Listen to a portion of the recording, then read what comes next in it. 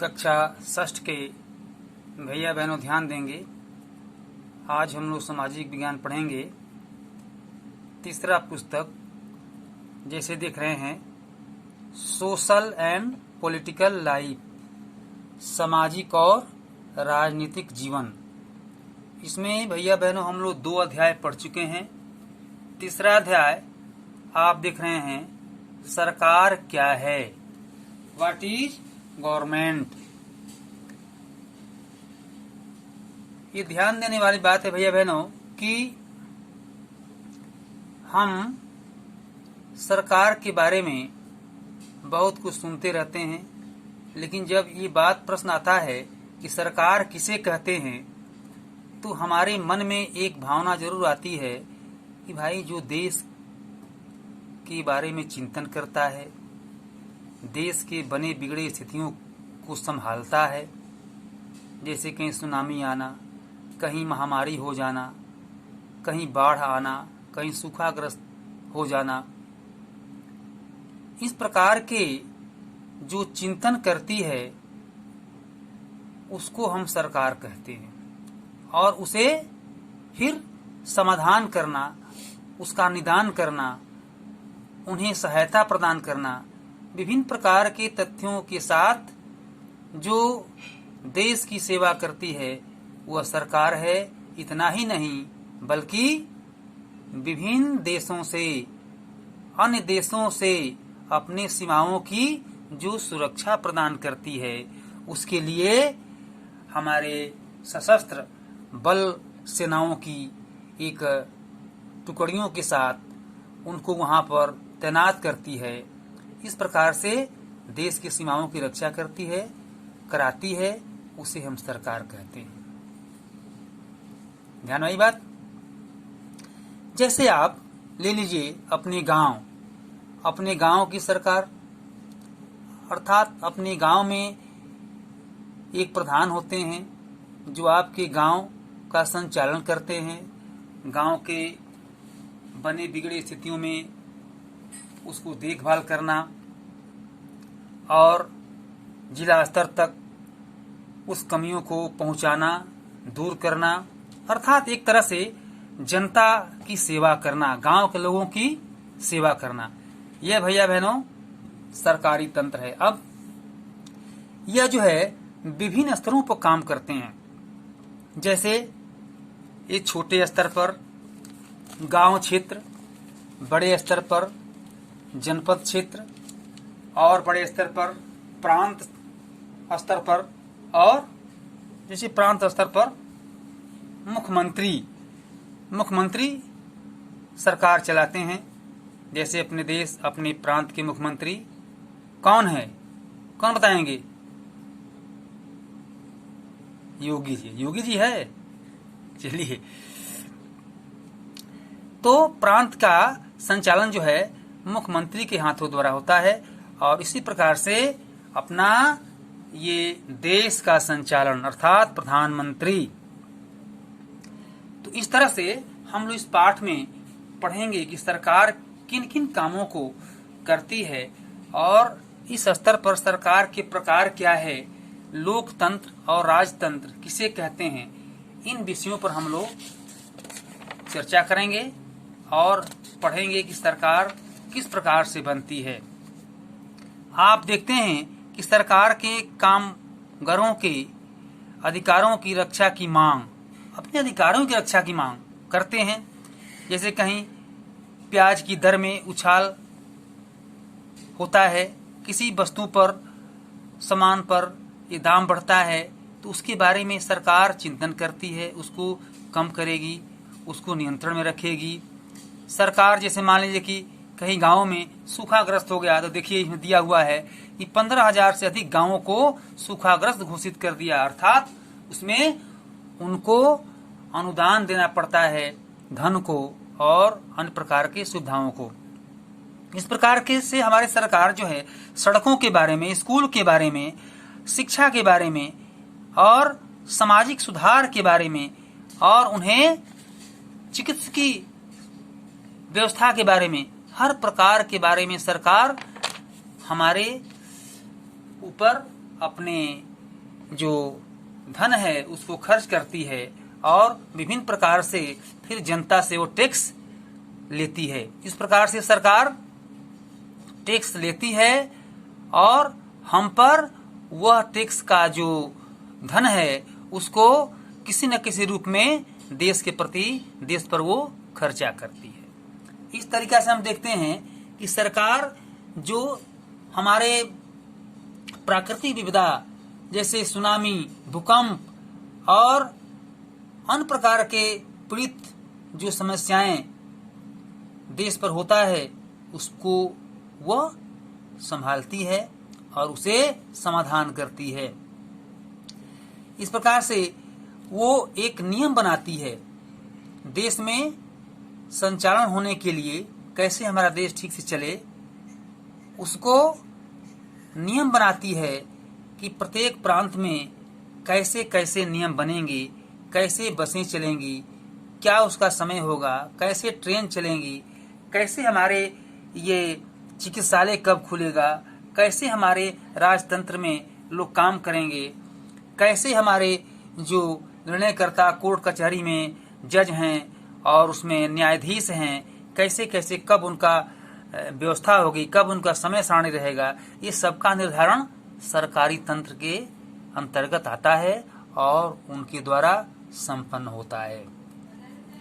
इस प्रकार से हम ये देखते हैं कि सरकार के स्तर का मतलब कि सरकार ये लोकतंत्र। अब देखिए, लोकतंत्र से सरकार बनती है। लोकतंत्र माने लोग, लोग माने लोग। जैसे हम लोग क्या करते हैं, एक छोटे स्तर पर ग्राम प्रधान का चुनाव करते हैं। फिर हम देखते हैं कि उससे क्षेत्र स्तर पर विधायक, जैसे कुछ ग्राम पंचायतों को मिलकर के विधायक बनते हैं। उसमें प्रत्येक पार्टी के, बहुजन समाज के, भाजपा के और जैसे ये कांग्रेस के अनेक प्रकार के जो राष्ट्रीय दल है और जो क्षेत्रीय दल है, ये विधायक अपना खड़ा करते हैं और उस पर जनता अपना मत देती है। और मत जनता कैसे लोगों को देती है, जिस पार्टी के लोग अच्छे देश जनता की सेवा करते हैं ऐसा उनके मन में आता है और उसको वोट देते हैं। इस प्रकार से वोट में जिस पार्टी के विधायक अधिक से अधिक संख्या में जीत करके आते हैं, उन विधायक दलों का एक नेता होता है जिसको मुख्यमंत्री हम कहते हैं। जैसे अपने उत्तर प्रदेश में भाजपा के विधायकों की संख्या अधिक रही और ये विजयी हुए, तो इन संख्याओं के आधार पर और भाजपा के जितने विधायक थे अपने एक अध्यक्ष मुख्यमंत्री को चयन किए और योगी आदित्यनाथ जी मुख्यमंत्री बने। इस प्रकार से सरकारी तंत्र में शिक्षा मंत्री, रेल मंत्री, राज्य मंत्री, मुख्यमंत्री अर्थात अन्य प्रकार के मंत्रिमंडल होते हैं और समय समय पर सरकारी तंत्र के आधार पर वो अपना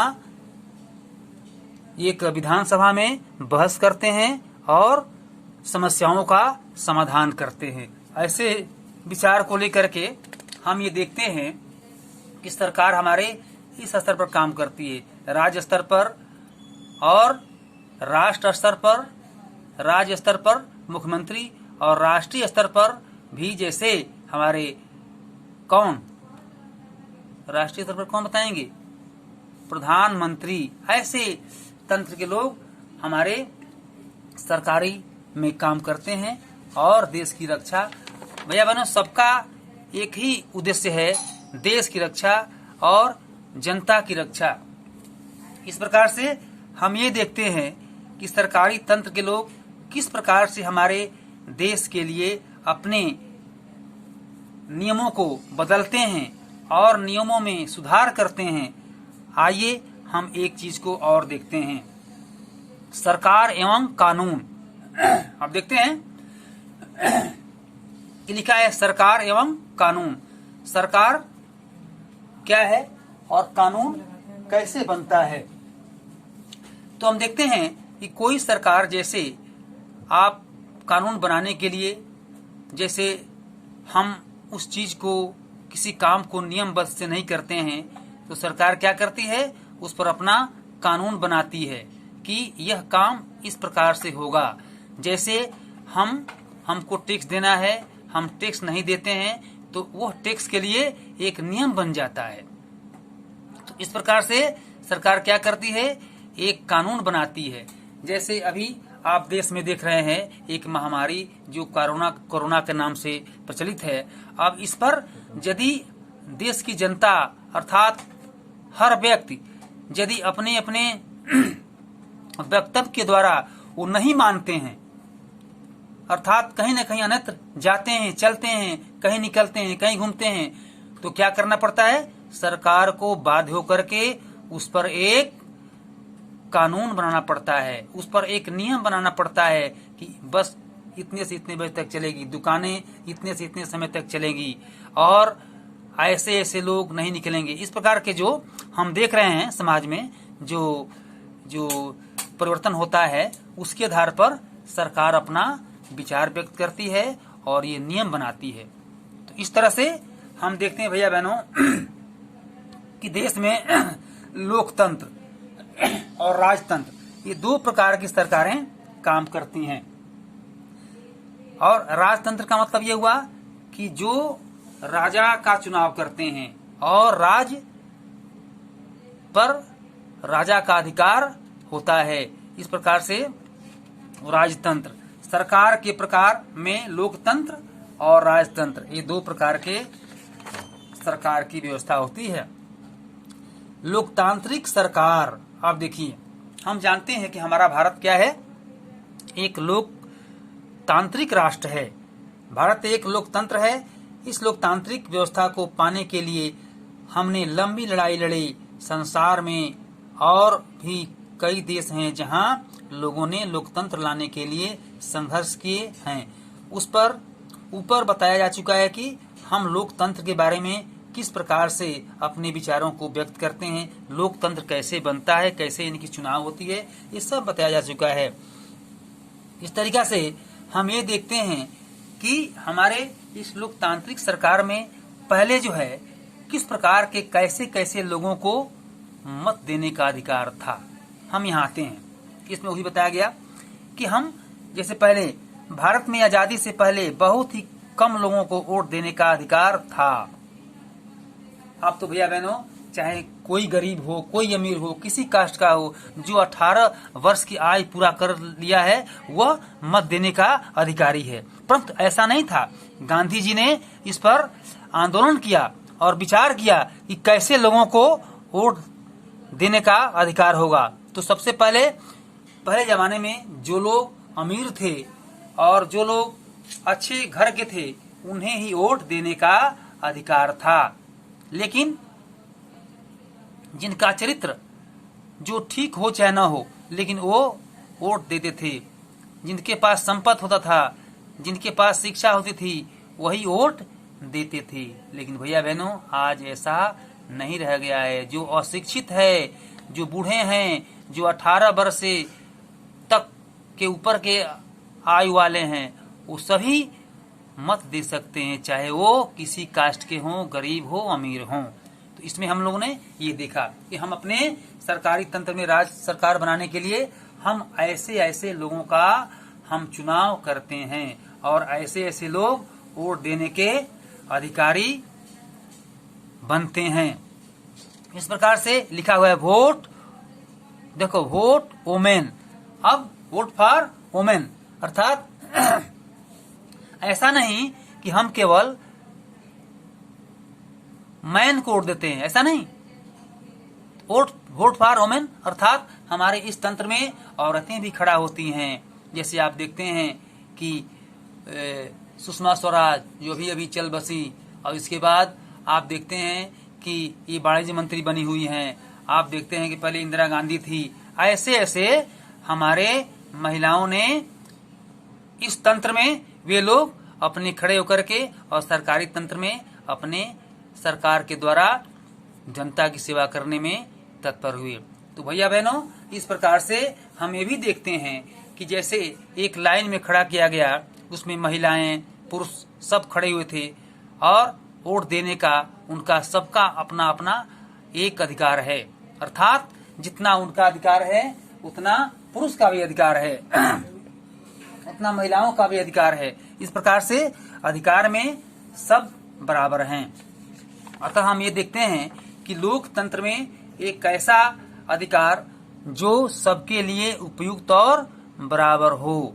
ऐसे हमारे यह सरकार का जो दायित्व है, जो अपने देश और अपने समाज और में व्याप्त जो व्यभिचार है, जो कानून की अव्यवस्था है, उसको कैसे ठीक से पालन हो, इसके लिए अब क्या करती है सरकार कि कुछ अफसरों का, ठीक है, अर्थात कुछ अधिकारियों का ये निर्माण होता है कि वे अधिकारी तंत्र के लोग क्या करें, सरकार के बनाए गए नियमों को पालन करवाएं और उनका देख रेख करें। क्योंकि सरकार तो नहीं देखेगी, ये तो नियम को पालन करवाने वाला कोई अधिकारी होगा, जैसे पुलिस है, कलेक्टर, जिलाधीश, एसपी इत्यादि। तो इस प्रकार से ये हमारी सरकारी तंत्र के अंतर्गत ये सरकार का काम मुख्य रूप से देश, समाज, राष्ट्र का सेवा करना तथा उन्हें अन्य देशों से जो बाहरी सीमाओं पर खतरा है उसके बारे में सोचना और व्यवस्था बनाना और उसकी रक्षा करना, देखभाल करना, ये हमारे सरकार की व्यवस्था है, यही हमारी सरकार है।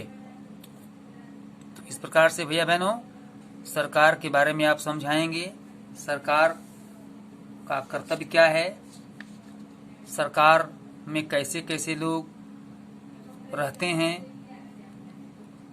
नीचे स्तर पर सरकार क्या है, ऊपर स्तर पर सरकार क्या है, प्रांत स्तर पर, राज्य स्तर पर सरकार किस प्रकार से कार्य करती है, उसका मुख्य कौन होता है, इस प्रकार से हम लोगों ने पढ़ा। और इसके बाद कुछ आपको गृह कार्य इसमें दिया गया है। सरकार किसे कहते हैं, लोकतंत्र के बारे में लिखिए, हैं। ये सभी जो अभी आप लोगों ने पढ़ा इसी से संबंधित ये प्रश्न दिया गया है। आप लोग पाठ को पढ़ेंगे और दिए गए प्रश्नों का उत्तर ढूंढ करके लिखेंगे। इस प्रकार से ये पाठ संपन्न होता है और ठीक से एक बार इस अध्याय को पढ़ेंगे। धन्यवाद।